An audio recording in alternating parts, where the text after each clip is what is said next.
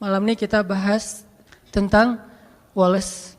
Kalau kita ngelihat dari Pfisternya, analoginya gimana ya rasanya bisa kadang-kadang ngerasain hidup cita rasa Louis Armstrong misalnya.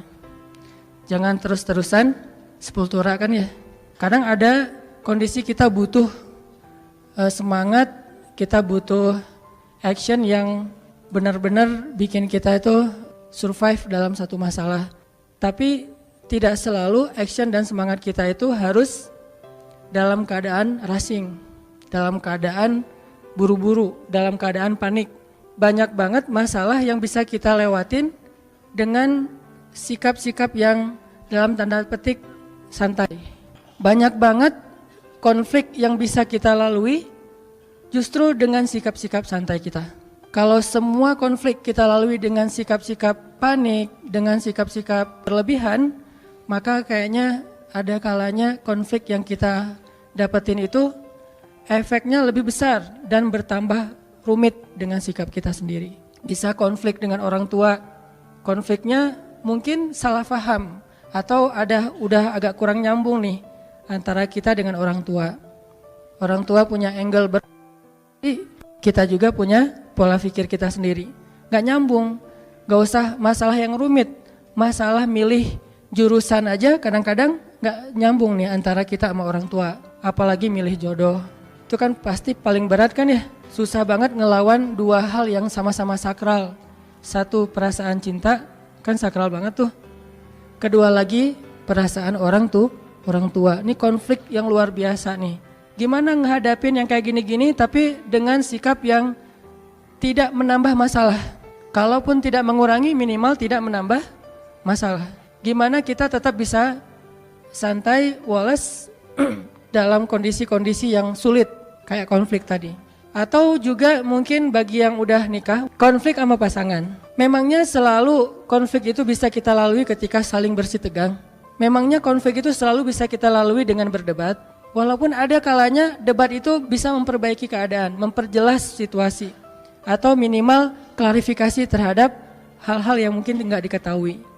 Tapi lebih banyaknya justru masalah-masalah pribadi dilalui itu bukan dengan berdebat, justru dengan diam. Bukan dengan berdebat, justru dengan mendoakan di dalam doa masing-masing. Bukan dengan debat, justru dengan muhasabah diri, dengan menenangkan diri. Sehingga Nabi kan mengajarkan kalau kita marah, berdiri suruh duduk. Bukan berdiri suruh lari kan ya, berdiri suruh duduk. Atau dalam keadaan marah disuruh berwudu. Ini tips-tips teknis yang nilainya sebetulnya sama aja. Berusaha untuk menenangkan diri dan melewati suatu masalah itu bukan dengan kepanikan. Bukan dengan emosi yang membara. Bisa nggak kita ngelalui hal-hal yang kayak gini? Atau dengan teman yang sama-sama sedang bersaing ngecengin seseorang yang sangat istimewa. Bisa nggak fair play lah ya? Gimana caranya? Apalagi beda sekolah. Bisa nggak dengan sikap Wallace kita menghindari tawuran? Dengan sikap Wallace kita nggak ada lagi perang antar kampus atau antar sekolah. Ini semuanya diajarkan oleh Al-Quran, walaupun dengan contoh kasus yang berbeda-beda. Bahkan yang diangkat oleh Al-Quran, kasusnya lebih berat loh dari konflik atau masalah yang kita hadapi.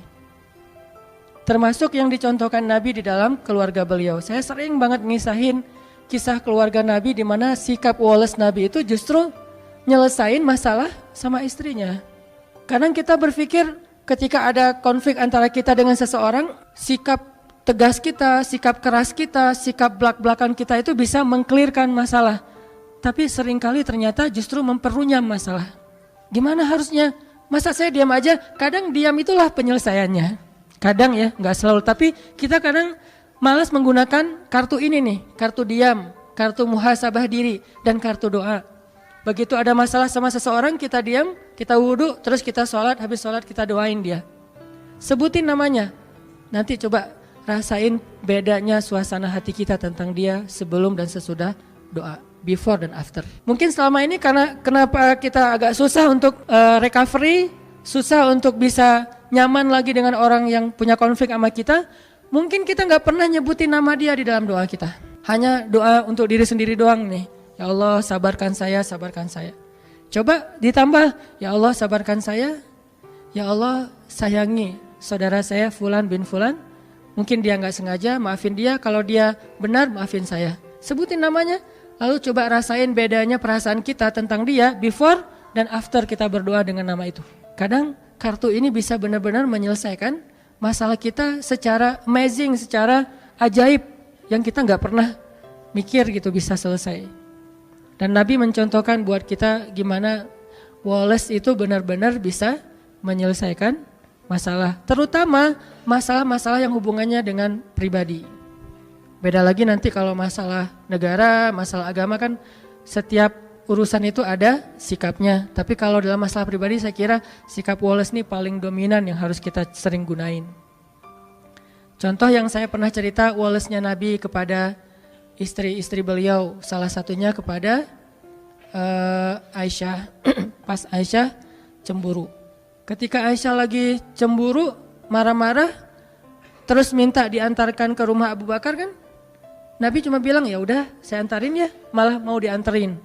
Aisyah juga mau bilang enggak, bingung gitu, karena keluar rumah sendiri mungkin malam-malam agak susah, mending dianterin sama suami. Ya udah deh, dalam keadaan marah Aisyah pun berkomunikasi sama Nabi. Ya udah saya anterin ya, ya udah nggak apa-apa, tapi marah gitu, dianterin. Naik ke atas kuda, Nabi memberikan lututnya sebagai pijakan bagi Aisyah dalam keadaan marah. Apakah Nabi tidak marah? Mungkin Nabi juga marah, mungkin Nabi juga tersinggung dengan sikap Aisyah, tapi tetap bisa ngejaga emosinya dengan sangat Wallace. Nabi jongkok, terus meletakkan lututnya di depan Aisyah, tangannya diberikan. Coba gimana cewek teh digituin? Apa nggak kelepek-kelepek ya? Lagi mana nih Aisyah? Mau naik sendiri ke atas kuda susah. Mau pakai bangku nyari-nyari dulu. Ya udah deh, apa yang ada di depan ya udah pegangan tangan. Sentuhan itu menurut beberapa penelitian memberikan efek luar biasa secara psikis kan ya. Sehingga saya pernah baca artikel nih. Ternyata pelukan itu memberi efek yang luar biasa kepada pasangan atau kepada anak. Sehingga minimal kita harus memeluk pasangan kita. Minimal dalam sehari kita memeluk pasangan kita 20 detik. Satu kali meluk 20 detik, itu ngefek. Nah, Nabi meletakkan kakinya, lututnya untuk jadi pijakan buat Aisyah, memberikan tangannya, sentuhan tangan, kemudian diangkat naik ke atas onta atau keledai atau kuda, jalan ke rumah Abu Bakar. Sampai di rumah Abu Bakar, Nabi dengan santainya nanya kepada Aisyah, Aisyah boleh nggak saya ngomong lebih dulu? Akhirnya Aisyah bilang boleh, tapi jangan ngomong kecuali yang benar ya. Lagi marah Aisyah teh. Nabi Wallace, yang gak Wallace justru Abu Bakar. Abu Bakar marah, mukulin Aisyah di bagian pundaknya, pukulan yang tidak melukai, dipukul sama Abu Bakar. Ya Aisyah, kenapa kamu bicara kayak gitu kepada suami kamu dan dia adalah Rasulullah, Allah aja percaya sama dia, masa kamu enggak? Terus Nabi menengahi gitu. Kata Nabi, ya Abu Bakar, saya tidak ngantar istri saya ke sini untuk kamu sakiti. Kalau kayak gini mending saya pulang aja. Maaf ya Rasulullah, maaf. Akhirnya Abu Bakar minta maaf. Coba, Nabi menyelesaikan masalah dengan pasangannya bukan dengan Aisyah. Bukan. Ya udah, aku anterin deh. Ini kayaknya kita harus belajar nih akhlak kayak gini. Dan saya juga masih belajar. Tuh Wallace menyelesaikan masalah. Gimana caranya hidup dengan cita rasa Louis Armstrong tadi misalnya dalam tanda petik gitu. Walaupun kadang butuh cita rasa sepultura gitu, ketika kita lagi dalam keadaan semangat pengen sukses apa segala macam, butuh rushing kayak gitu. Tapi ini dalam kondisi yang sulit, dalam kondisi yang tertekan, dalam kondisi konflik, kadang memang Louis Armstrong itu menjadi cara buat kita menyelesaikan masalah. Ibarat orang lagi sakit kepala, kadang bukan minum obat yang pahit obatnya, tapi tidur. Dia tidur selesai. Ketika orang lapar, kadang-kadang bukan makan nasi, tetapi ketemu teman bisa hilang laparnya. Nah, ini semuanya masuk dalam materi tentang gimana punya sifat yang sakinatun waqar. Gimana itu? Contohnya dalam sholat. Nabi mengajarkan kita tentang Wallace justru dengan praktek sholat. Gimana Wallace dalam sholat? Salah satunya adalah ajaran Nabi, kalau kita datang ke masjid, dan kita mendengar di masjid orang udah mulai sholat, imam udah takbir, maka jalanlah dalam keadaan sakinatun waqar, dalam keadaan tenang dan gak usah terburu-buru. Di situ diajarkan. Padahal kita mau menghadap Allah, padahal kita akan kehilangan banyak keistimewaan takbiratul ihram bareng dengan imam, shaf pertama, banyak kebaikan yang kita akan kehilangan. Tapi tetap aja ada toleransi dari Allah melalui Rasulullah. Udah aja santai dah, gak usah terlalu diburu-buru. Daripada kita lari terus ngos-ngosan takbir, baca doanya juga gak khusyuk. Ternyata justru kualitas didapatkan dengan sakinatun waqar, dengan dalam keadaan sakinah, santai, tenang. Udah datang ke masjid santai, tenang. Sehingga ketika ada seorang sahabat keliru dalam bab ini, gak salah tapi keliru, Nabi menasihati dia kan. Dia masuk ke gerbang masjid, ke pintu masjid, dia ngelihat Nabi dan sahabat sudah ruku. Akhirnya dia takbir di pintu masjid, dia ruku di pintu masjid, dia jalan sambil ruku ke arah shaf. Kan ada yang kayak gitu, Bakrah bin siapa gitu. Selesai sholat dia curhat, Rasul saya tadi sholatnya lucu loh. Saya sholatnya tadi rukunya di pintu masjid, terus sambil ruku sambil jalan karena takut ketinggalan rakaat pertama. Ini juga dalil bagi sebagian ulama bahwa ruku itu masuk dalam rakaat pertama. Tapi sebagian yang lain berpendapat berbeda. Masing-masing punya mazhab lah. Kita respect dengan semua mazhab. Nah, Nabi ngasih tahu, ya udah besok-besok jangan gitu lagi ya. Coba. Nabi juga ngasih taunya Wallace tapi nyelesain masalah, bukan Wallace diam pasif ya. Wallace tapi nyelesain masalah, nggak marah-marah. Apaan kamu nih sholat kok dibuat-buat, kan saya nggak pernah ngajarin, dasar bid'ah. Nggak pernah Nabi ngomong kayak gitu. Santai aja ngomongnya tuh. Nggak usah tarik deh gitu ya. Biasa aja, nggak usah nyolot kalau bahasa anak ini mah. Ternyata Nabi juga nggak nyolot dalam masalah-masalah sepele kayak gini. Nabi cuma bilang, ya udah besok-besok jangan diulang ya. Kalimat inilah yang membuat para sahabat, para ulama beda pendapat. Ada yang bilang, oh berarti itu nggak boleh, jadi harus ditambah 1 rakaat, nggak boleh kayak gitu.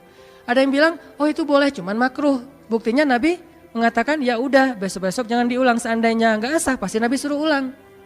Jadi beda pendapat di antara ulama. Yang jelas teksnya mah kurang lebih Nabi itu Wallace banget menyelesaikan masalah. Ada sahabat yang lebih ekstrim lagi nih, Wallace-nya Nabi dalam dakwah kepada laki-laki Badui yang maaf buang air kecil di masjid. Itu kan simbol Wallace Nabi paling keren tuh. Walaupun saya ngebahas hadis ini, jangan berpikir saya mampu kayak gitu. Kayaknya nggak mampu. Bayangin masjid. Bukan masjid yang dibangun orang terus kita datang, enggak. Masjid yang kita bangun dari nol. Jerih payah kita banget nih. Kita datang dari Mekah ke Madinah. Di Madinah tuh belum ada apa-apa. Kita bangun masjid itu dari nol banget. Kita bangun gotong royong, udah jadi masjidnya. Tikar-tikarnya udah digelarin. Duduk dengan para sahabat, udah capek lelah istirahat. Tiba-tiba datang seorang laki-laki yang entah dari mana, gak jelas, gak dikenal. Main buang air kecil aja tuh di pojok masjid. Dia kira ini toilet umum, main buang aja di situ. Sahabat ngeliat itu sekelas Umar udah ngeluarin pedang tuh. Umar udah sap langsung. Sahabat-sahabat lain udah merah mukanya, udah mau digebukin aja rame-rame. Nabi yang paling mencintai masjid di antara semua umat Islam. Jadi jangan bilang misalnya, Nabi bisa kayak gitu berarti biasa-biasa aja perasaannya dengan masjid. Enggak, Nabi itu paling cinta rumah Allah. Buktinya beliau paling lama kalau itikaf. Mana pernah kita itikaf Ramadan 30 hari atau 29 hari. Nabi pernah banget Ramadan itikafnya full. Enggak usah ada masjid, belum ada masjid aja Nabi itikaf di Gua Hiro sebelum jadi Nabi. Jadi Nabi itu cinta banget dengan rumah ibadah. Cinta banget dengan rumah Allah. Sehingga ketika ada yang menistakan rumah Allah itu, pasti paling marah duluan Nabi teh. Karena hati beliau paling bersih. Kenapa Nabi bisa Wallace? Karena itulah yang diajarkan Allah. Akhirnya Nabi bilang, udah Wallace saja sahabat-sahabat, santai-santai. Tunggu sampai dia selesai. Jangan ganggu dia. Karena kalau kita ganggu dia nanti jadi penyakit. Bayangin baru setengah diganggu kan jadi penyakit ya. Tunggu, biarin dia sampai selesai. Kalau belum mungkin dihalau. Tapi karena udah terlanjur ya udah beresin aja dulu. Udah beres, baru Nabi minta tolong ada beberapa orang sahabat ngambil air, disiram, dibersihin, beres. Orangnya dipanggil sama Nabi. Siapa namanya? Senyum malah tuh coba. Jadi kalau kita belajar Islam rajinnya justru cemberut, kita ini gak ikut sunnah Nabi. Kalau makin kita belajar Islam makin rajin senyum, berarti kita ikut sunnah Nabi. Karena sunnah Nabi yang paling luar biasa itu senyum. Bahkan kepada orang yang gak ngerti, disenyumin sama Nabi. Siapa namanya? Kenalan. Ambil kenalan, udah kenalan, udah ngobrol-ngobrol baik. Akhirnya Nabi ngasih tahu, ini tuh rumah ibadah, kami mensucikan tempat ini karena kami di sini menyembah Allah Subhanahu wa taala. Jangankan buang air, bahkan sampah aja kami pungut dari sini. Kan ada hadis kalau misalnya kita ngelihat sampah sekecil apapun di masjid, masukin ke kantong nanti dibuang di luar kalau itu bukan najis gitu kan. Nah, sampah aja nggak boleh ada di dalam rumah Allah. Tadi kamu mungkin karena nggak tahu ya, gitu-gitu deh bahasa kurang lebih. Oh itu ya, maaf saya salah tempat berarti dan segala macam, dia nggak enak hati gitu. Ya udah nggak apa-apa, dinasehatin, lama-lama malah masuk Islam. Udah mungkin dia sengaja ngetes kali itu, cuman agak ekstrem sih ngetesnya modelnya gitu. Pengen hijrah, maaf, buang air kecil di masjid dulu. Kalau masjidnya woles, dia hijrah. Kalau masjidnya nggak woles, dia nggak jadi hijrah tuh. Akhirnya dia masuk Islam. Udah gitu dia doa, ya Allah rahmatilah saya dan rahmatilah Muhammad, yang lain jangan. Doanya gitu-gitu amat. Saya dan Muhammad doang, yang lain jangan. Sebel dia sama yang lain. Yang lain makin, apaan sih doa juga. Kata Nabi, jangan gitu. Kalau doa mintalah kebaikan buat semuanya, karena kamu akan mendapatkan kebaikan sebanyak yang kamu doakan. Oh gitu, ya Allah rahmatilah saya, rahmatilah Muhammad, dan rahmati juga orang-orang di sekeliling saya. Baru yang lain geleng-geleng. Bener ya Nabi. Luar biasa, bisa mengubah kutub hanya dengan sikap woles-nya. Bukankah ada sahabat yang masuk Islam itu justru gara-gara Nabi juga menunjukkan sikap woles ketika dia marah-marah? Dia tuh pengen bunuh Nabi nih, nanti cari ya namanya siapa. Dia pengen bunuh Nabi, ketangkap sama para sahabat, diikat di masjid, di tiang masjid. Setiap kali Nabi datang ke masjid, Nabi selalu menyapa dia. Gimana kabarnya? Tahu, kata dia. Oh ya udah masuk. Udah tahu orang diikat, tanya kabar gitu ya. Gimana kabarnya hari ini, udah makan belum? Tahu orang lagi diikat gini, nanya kabar, marah. Nabi bawa makanan nih, ada korma, tapi nggak diracun, korma aja. Korma air, Nabi ngasih dia air, tapi diikat tetap diikat. Kenapa kok bisa gitu? Karena hak agama, tetap hak agama nggak boleh kita curangin.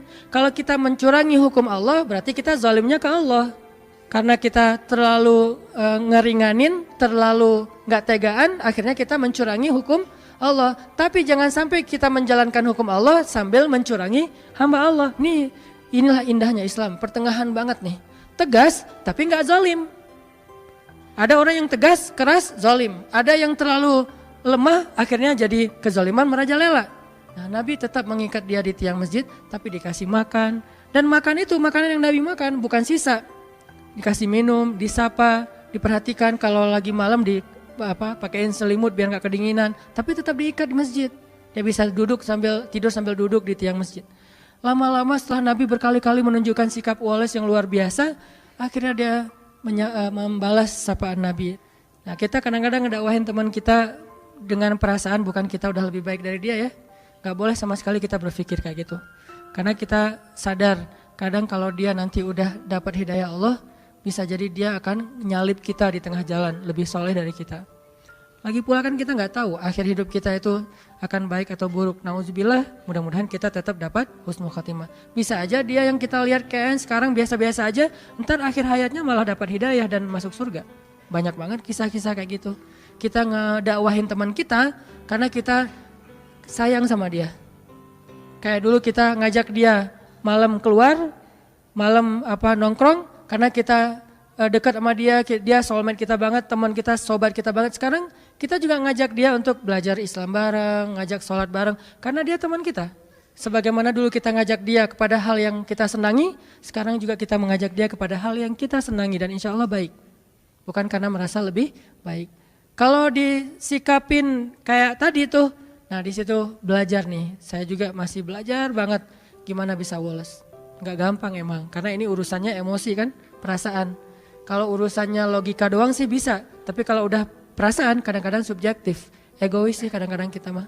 Nabi bisa menekan perasaan itu, sehingga Nabi menunjukkan sikap paling baik. Akhirnya orangnya membalas ketika Nabi bilang, gimana kabarnya hari ini? Baik Muhammad, udah lembut ucapannya, udah pakai emoticon senyum. Oh udah beda nih, tadi kan nggak ada gitu-gituan. Setelah dia udah mulai baik ucapannya, Nabi bilang ke sahabat, lepaskan ikatan dia, dilepasin. Udah dilepaskan, Nabi ngobrol sama dia, akhirnya dia bilang dia ingin kembali kepada kaumnya. Ingin mengambil tebusan. Dan hebatnya Nabi, percaya lagi sama dia tuh. Nabi memberikan kepercayaan itu sebagai bentuk menunjukkan sikap Nabi yang luar biasa. Orang yang pengen bunuh Nabi malah ketika berjanji akan mengambil tebusan terhadap dirinya. Karena kan suasana perang berarti harus menebus ya. Nabi percaya, udah pulang aja. Kalau kamu menebus, datanglah kembali. Cuman sebelum dia pulang, Nabi nyuruh dia mandi. Nah ini ada pelajaran juga. Ternyata mandi itu bukan soal ketika kita mau malam mingguan doang. Mau ke masjid juga kita sebaiknya mandi walaupun bukan hari Jumat. Dan ini bukan hal wajib sih. Kenapa? Ternyata mandi itu memberi efek dapat hidayah. Dia mandi seperti orang mandi junub, mandi besar. Setelah selesai mandi tiba-tiba dia dapat hidayah. Baru dia syahadah, dia masuk Islam, dia pulang ke kaumnya, dia dakwahin kaumnya. Lewat mandi Allah memberikan. Kenapa dia bisa dapat hidayah setelah mandi? Sempurna hidayahnya. Kalau sebelum mandi dia dapat respect dulu kepada Islam, interest dulu kepada Islam. Tapi puncaknya setelah mandi. Kenapa? Allah suka kepada orang yang bersih. Akhirnya dia dapat hidayah dan seterusnya. Ini sikap-sikap Nabi yang luar biasa, Wallace terhadap orang lain.